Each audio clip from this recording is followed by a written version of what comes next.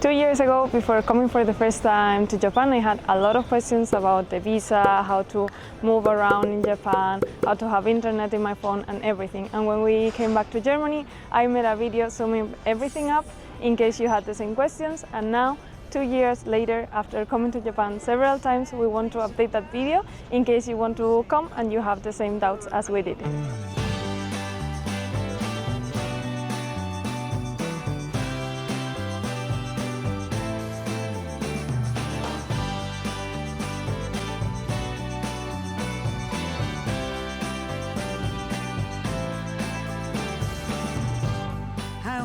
Exactly surprised when you said... We want to tell you a little bit about everything: visa, internet, how to move around, where to stay, when to come, but we are gonna organize it from the moment you decide to come to Japan to the moment you arrive. So let's go back on time. The big decision that you will have to make when you decide that you want to go to Japan is when to go. All the seasons had advantages and disadvantages, so I think it's useful that we go through them so that you can have all this information when you are planning. Let's start with the spring, which is one of the most popular seasons to travel to Japan, and this is because of sakura, or the cherry blossom. You've probably seen pictures. It is really beautiful. The only problem with this season is that, as you can imagine, a lot of people want to visit, so it is considered peak season and you can expect prices to be a little bit higher. But if anyway you want to visit during the cherry blossom, you have to know the exact dates when the cherry trees are gonna be blossoming. And well, this is a little bit tricky because it depends on the city, on the region you're gonna be visiting, depending on how cold or warm the weather is there, and also depending on the weather that year, if the winter was colder or warmer. As I said, it is a little bit tricky to get it right, so what I would suggest that you do is that you take as a reference the dates from the previous year and also a couple of months before spring. Some forecasts are released with the exact dates where the trees and the flowers are expected to start blossoming at each city. Another advantage about traveling to Japan during spring is the weather is quite nice. It's not too hot, it's not too humid, and the rainy season has not started, at least in the big island. If you travel to Okinawa, depending on the island, it may have started, so check that out because you don't want to travel all the way to the beach and spend the whole time in the hotel because it's raining. And last but not least, something else that you need to know about spring in Japan is about Golden Week. Golden Week is a very big bank holiday in Japan when most Japanese people that work at an office have some days off. So they take advantage of those days to go visit some of the cities that we normally visit. So in addition to all the international tourists, there are a lot of national tourists. So this is considered peak season as well, so you can also expect higher prices and bigger crowds. Next we have summer, and if I'm being honest, I think summer would be my least favorite season to go to Japan if you want to visit Tokyo, Kyoto and Osaka. If you cannot visit any other season, I'm sure you will have a great time, but if you can, I would recommend you to consider going in autumn, spring or winter instead, because of two reasons. The first one, it is that it is peak season, so as you can imagine, everything is going to be crowded and more expensive. And the second one is the weather. It is really hot in these cities that I just mentioned, and also very humid, and also it is rainy season, so it normally rains a lot. We actually have been to Japan this summer, but instead of going to Tokyo, Kyoto, Osaka, what we did was go to Hokkaido, which is the northernmost prefecture in Japan, and it is a gorgeous place. The weather there during summer is much nicer, and it has a lot of nature. It's a great place to go on a road trip and discover a little bit more of rural Japan and not so touristy places. So I would really recommend it if you have some extra days and you want to visit during summer.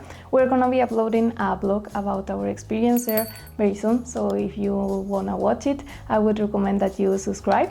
And well, those are the disadvantages of traveling to Japan during summer, but there are also advantages. The first one is that you have a lot of daylight hours, so you have a lot of time to go visit places. And the second one are the summer festivals. There are a lot of summer festivals in most of the cities in Japan, and they are really cool, so you can go visit them. Next we have autumn, and autumn is our absolute favorite season to travel to Japan. We've been there the last 3 years during autumn, and it is breathtaking because of the autumn colors. It is really, really beautiful, so I would say this is the biggest advantage of traveling to Japan during autumn. But as you can imagine, you have the same problem as in Sakura. There are more people. It is considered peak season, not as high as Sakura or summer, but prices are also a little bit higher and there are more people than usual. But well, I think it's worth it. The weather is also really nice. It's not too cold, it's not too warm, and it's not as humid or rainy as during summer. So I would say it's the perfect weather to visit.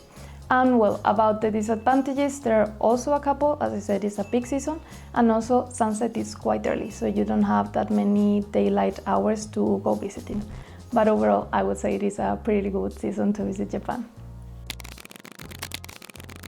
And last but not least, we have winter, and well, we start with the advantages of winter, and the first one is that it is the only season that is considered low season in Japan, so you can find better prices and there will be less people visiting, so that's very good. And continuing with the weather, as you can imagine, the weather is gonna be colder, but depending on what you want to do there, this can be an advantage, especially if you want to go skiing. There are really cool skiing places in Japan, like Hokkaido or the Japanese Alps, or if you want to go to the mountains or to an onsen, this can be a really cool plan. And well, it is not especially rainy, so that's good. The only disadvantage that I see with winter is that sunset is quite early, so you have less daylight hours to go visiting.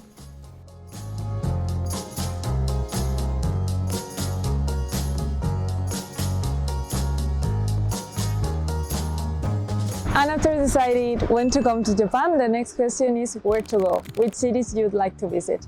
My recommendation here would be not to go too crazy and try to fit 1,000 stops into your itinerary, and rather than that, have less stops, but have the time to enjoy them all. Otherwise, you will spend your whole trip on the train and the bus. So if you're going 10 days or less and it's your first time in Japan, my recommendation would be that if you want to see the most iconic cities in Japan, like Osaka, Tokyo, and Kyoto, you book hotels in these 3 cities.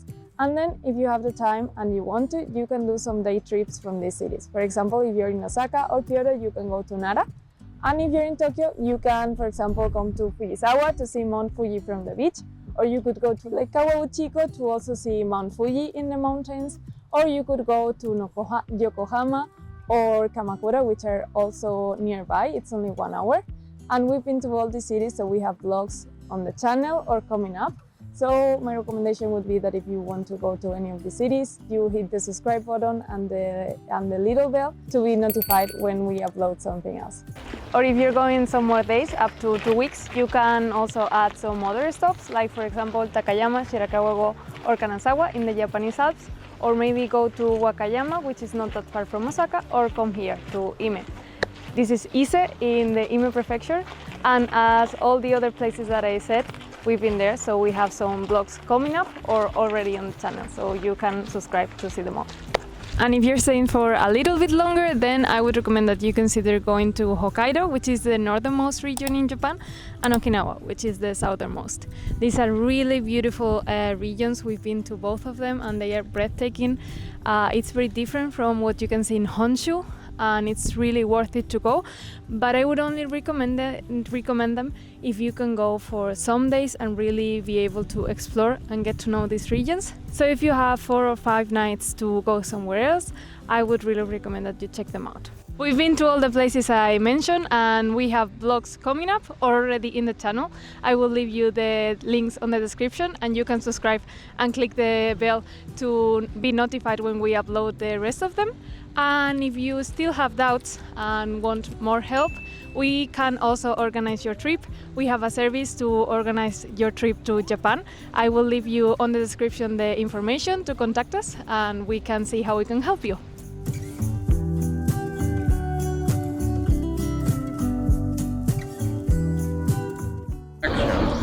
And now that you know which cities you will visit, it's time for you to find a hotel and make your reservation. And you're probably wondering, where should I stay in each city? Well, it depends. For example, for Tokyo is such a big city, such a massive city, that you will always be close to some things and far from others. So since you will be moving around with the train and the metro, our recommendation would be to find a hotel near a big station. The biggest stations in Tokyo are Tokyo Station, Shibuya, Shinjuku, and Shinagawa. Near these stations, you will find a lot of hotels and you will be able to get around really easily and quickly. But as you can imagine, these areas are a little bit pricier. So if you want to find alternatives or keep your budget a little bit lower, I would suggest that you try to find hotels near stations that are in the Yamanote line for the Tokyo train, or Ginza line for the metro, because these lines connect all the major touristy spots that you will want to visit, so you will be able to move around pretty easily and also find better deals. If you're finding the video useful, we would really appreciate it if you would subscribe, like the video, comment, and hit the little bell, because it's really cool.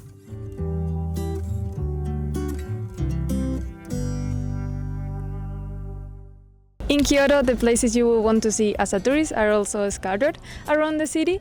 It is true that here in Higashiyama, where we are right now, there are a lot of temples that you will probably want to see, and it's also Gion. But most of the streets are so narrow that there are no buses or train stops, so you will have to walk to the nearest bus station and train station. So our recommendation would be to stay at an area that is well connected by metro, train and bus, so that you can go to all these places easily and have a shorter commute, especially in Kyoto, where you will want to wake up really early to go to the places before they are too crowded. So I would suggest that you check hotels in the neighborhoods of Sanyo and Shiyo, which are quite central. You will find a lot of restaurants, shops, and it will be very easy to move around the city. And last but not least, in Osaka, if you want to be central and close to Dotonbori to have dinner or come by night, you can check out Namba and Shinsaibashi, which are two quite central areas where you find a lot of restaurants and shops, and they are also very well connected with the public transportation. And from Namba you can even reach many touristic spots by walking. Once you've decided when you want to go to Japan and the cities you want to visit, the next thing you need to do is check out if you need a visa. And well, if you come from the UK, the US, Australia, Singapore, and most European countries, then you don't need a visa as long as you want to travel as a tourist for less than 90 days. Then the only thing you're gonna need is your passport, and then a proof that you are gonna leave the country in less than 90 days, like for example a plane ticket. And a couple of days before traveling you will need to do something else very easy, but I will tell you about it later, because right now you don't need to worry about that. If your country isn't in the list that I showed before, then you will need a visa, and for that you need to provide some information like personal information, how you're gonna pay for the trip, what you plan to do in Japan, which cities you want to visit, and also a list of the hotels where you plan to stay and the flight numbers of the flights you plan to take to enter and leave the country. Normally you can only start the process to apply for the visa 3 months before traveling, but I will leave you on the description the link to the official website where you can check all the requirements and the exact dates when you can start the whole process. And if you feel like you need more help, we can help you apply for your visa. I will leave you in the description our contact information so that you can contact us and tell us a little bit more about your situation, and we can see how we can help you. And now fast forward to some days before your trip, where you will have to pack. When packing your clothes, I would suggest that you bring a lot of layers, because even if it is cold outside, normally inside is warm because they have AC. So that way you can take something off if it's too hot. And if you're going in summer, I would suggest that if you have a light waterproof jacket, you bring it, because normally in summer it rains a lot, and also inside the buildings indoors it's normally cold, so that way you have something to put on when you're inside. And related to this, something that I wouldn't pack are umbrellas. We bought these ones in Japan because you can find them everywhere, and they are also very cheap and you can bring them back as a souvenir. So this I would leave at home. For the shoes, I would bring something comfortable because you're gonna be walking a lot. Focusing on electronics, in Japan they have the same plug as in the US. So this one, if you're from the US, you don't have to do anything, but if you aren't, as us, bring adapters, 1 or maybe 2. And what we do, since we have a lot of electronics and we want to charge them at the same time, we also bring one of these. I'm not sure what's the name of this, but we bring this, and that way we can charge everything before going to bed. And something related to electronics that I wouldn't bring is a hairdryer, because in every hotel that I've ever stayed in Japan, they always have one, so I don't think you need to bring your own. And if you have something like this, like a hair styling thing, Dyson type of thing, I wouldn't bring it either, because unless you bought it with the same voltage they have in Japan, it won't work. You will plug it in, it will switch on, but it doesn't do anything, so you cannot use it, and you will just carry it around, and your luggage is already heavy enough, so that stays here. I'm focusing on the toiletry items and products. Some people say that it's better not to bring anything in Japan and buy everything directly there, and I don't really recommend that. The reason is that many of the products that you can buy there probably have different formulas than the products you use normally at your home country, and sometimes even different ingredients that they only use in Japan or they are not used in your home country. So you may be allergic to some of those products, even if it's the same type of product that you use at home. So if you're gonna have an allergic reaction, I would rather have it at home than in Japan when I'm gonna be taking a lot of pictures. Take it from someone that had an allergic reaction to the glue of a bandage in San Francisco, so avoid my mistakes. Travel insurance in Japan is not compulsory, but in my opinion is a must. So that's something else that you will need to take care of in your last days before traveling.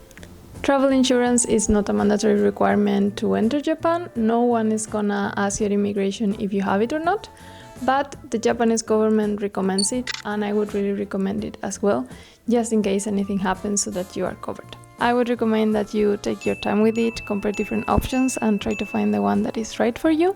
And if you can, check out if they have something with translation services, because in some hospitals the doctors don't speak English in Japan, so that way you will be able to communicate with everyone.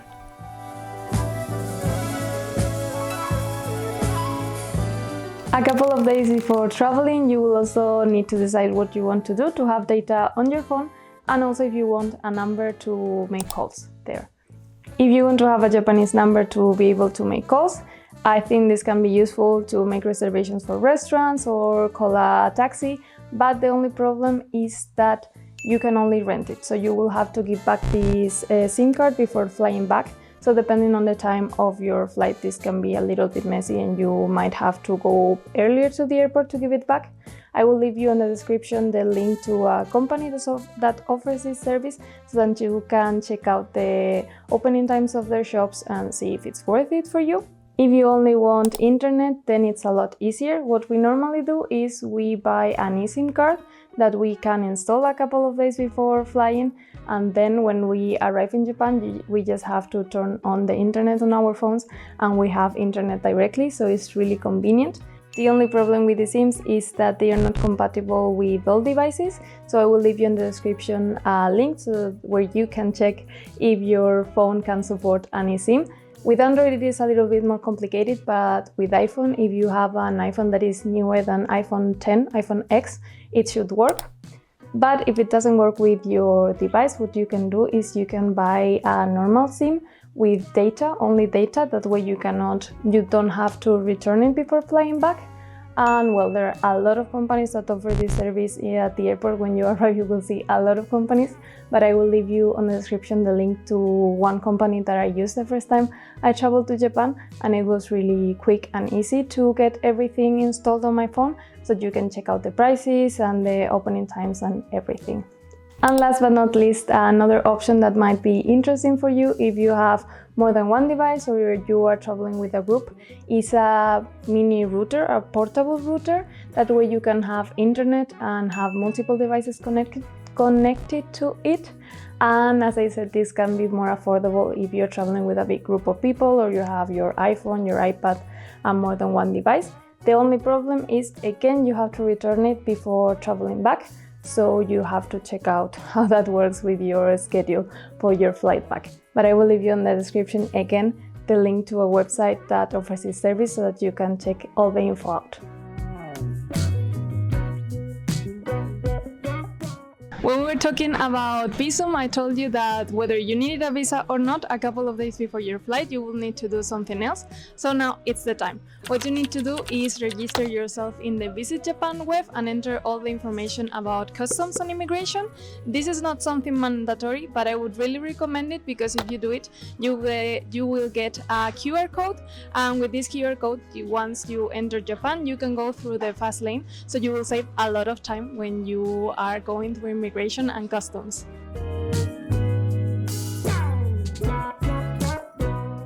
And now fast forward to the moment you arrive in Japan, and you're probably wondering, how am I gonna move around the city? Well, the easiest way to move around cities in Japan is public transportation. Depending on the city, it will be bus, metro or train, but in all of them I would recommend that you get a Suica, Pasmo or Icoca card. If you have an iPhone, you can download it on your phone, and it's super convenient to recharge it on the phone. But if you use an Android phone, you can also get these cards in the machines. You have two options. You can get the normal card that all Japanese people have. This costs about 500 yen that you will get back when you leave, giving the card back. And you can get these cards either in the machine or at the counter with the staff. After that, you can always recharge it using these machines. They are very easy to use, and you have lots of them in every station. And as I said, when you want to go back to your country, you can give back the card, and they will give you the 500 yen back. But if you're coming for less than 28 days, you can also get a Welcome Suica, which is the tourist version of this card. This is free. You can use it only for 28 days, but you don't have to pay anything besides the cost of the trips, and you can recharge it also using these machines. And it's super convenient because, as I said, you can use it to pay in many stores, and you won't have to get the single tickets every time you want to use the metro. You can just tap it at the entrance and you will save a lot of time, so it's very convenient. And another thing about moving around cities in Japan is, how do you know what line to take? Well, you have these maps, but they are a little bit confusing. So what you can do is use Google Maps. With Google Maps, you have all the information about the train you have to take. If you have to change lines, you also have it there. You even have which exit you have to take to go faster to your final destination, or in which car of the train you can sit to change trains faster. So it's super accurate, and it's very easy to use because we all know how to use Google Maps. So I would recommend that over many Japanese apps that you can download here. And that's all about moving around cities in Japan. But if you want to go from one city to another, then in Japan the best transportation method is the train, the bullet train or the Shinkansen. And if you want to take this train, I would recommend that you first go to Google Maps, check the possible options that you have, the schedule, and when you know what you want to buy, then you have several options. The first one is to buy it on Klook, the website, the app, and there you have all the most popular routes for tourists. You can buy them there from 1 month in advance, and sometimes you even have deals and packages. The second option is to buy them directly at the JR website. I will leave you the link on the description. And although this is not the most user-friendly website, you can buy there all possible routes. And if you want to buy them in this website or in Klook, you will have to pick the physical ticket at the station, either at the machines or at the counter. So come with a little bit of time, because last year we almost missed a train because it took us too long to get the physical tickets. And the third option is to buy them directly here at the station. You can again go to the machines or to the counter and get them there. And if you are bringing a lot of luggage or big suitcases that won't fit in the overhead compartment, remember to reserve a space for your luggage. They have room for storage in all the cars, and also some space behind the last seats and the wall, and you can use that to store your big suitcases, but only if you reserve it, so don't forget to do it. And something you probably heard of is the jrpass, the Japan Rail Pass, which is a ticket exclusive for tourists in Japan that gives you unlimited access to almost all the trains operated by Japan Rail. This is valid for 7, 15 or 21 days, And it used to be super popular some years ago because it was a really good deal. It was much cheaper than buying all the tickets separately, but last year they increased the price and now I don't think it's worth it. If you're gonna do Tokyo, Osaka, Kyoto with some day trips, then probably it's not gonna be worth it for you. And if you have a different route, then it might be worth it, but in our experience organizing our trips and the trips for our customers, it is always cheaper to buy all the different tickets separately.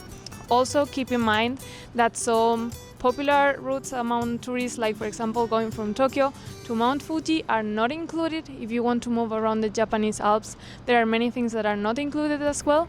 So yeah, I will leave you a link on the description for a calculator where you can check all the trips you're gonna make and see what would be the price of the JR ticket for the days you're gonna be in Japan, and then the price for all the separate tickets, and see what's worth for you. Besides the train, you can also travel by highway bus in Japan. There are some routes that can only be made by bus or are faster by bus. For example, going to Shirakawa-go in the Japanese Alps, that's where we are going right now, and you can only get there by bus. In the description, I will leave you the links to the websites where you can buy most tickets. And also, if you don't know how to get to a specific place, you can check on Google Maps. And also in our blogs, we always explain how to get there. So I will leave you the link on the description to that as well. We told you a little bit about the Suica and Pasmo cards, and you can use these cards to pay for your trips in the train and metro, but you can also use them to pay in many stores. Another ways to pay here in Japan are, of course, cash and credit card. If you want to use credit card, I would recommend that you check with your bank how much they are gonna charge you for the currency exchange and to pay internationally here in Japan. And if you want to pay with cash, I would suggest that you decide and check how much it's gonna cost you to exchange the currency in your home country here in Japan, or to just withdraw the money in an ATM, which is what we normally do. You can pay almost everywhere with credit card, but I would recommend that you always have some cash with you, just in case you have a problem with your credit card, like we did this time, or you find a store where they only accept cash. Also, if you're gonna be in some more rural areas or smaller cities, I would also recommend that you have some money on cash, especially if you're gonna take the bus, because some buses only accept cash and mainly coins. And a last tip, if you're withdrawing money or paying, and in the ATM they ask you if you wanna withdraw or pay in Japanese yen or your currency in your home country, in our case euro, always choose yen, because it's gonna be so much cheaper for you than if you pay in your home currency.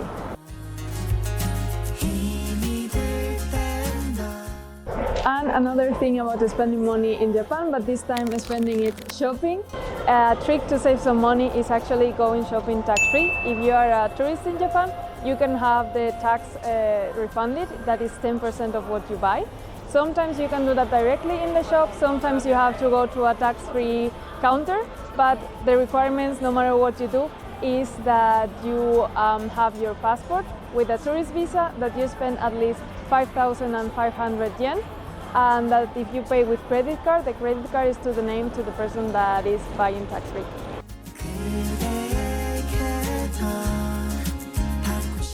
And after taking advantage of the tax-free shopping, something that we find really useful here in Japan is the takyugen service, or luggage delivery service.